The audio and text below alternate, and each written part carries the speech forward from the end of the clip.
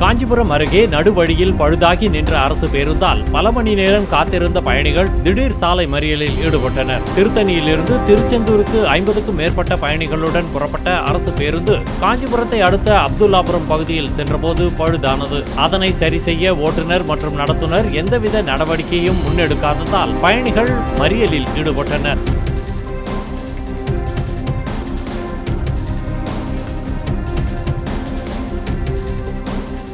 Driver வந்து எங்கனால ஒண்ணும் பண்ண முடியாது.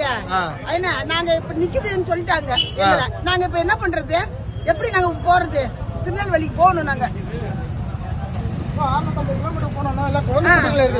சின்ன சின்ன பசங்க இருக்கிறாங்க. 3 மணி நேரத்துக்கு மேல ஆச்சு. 3 மணி நேரத்துக்கு மேல ஆச்சு. எங்களுக்கு பசிக்குது.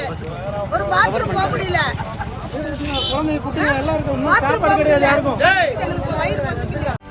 செய்திகளை உடனுக்குடனும் துல்லியமாகவும் தெரிந்து கொள்ள சப்ஸ்கிரைப் பண்ணுங்க.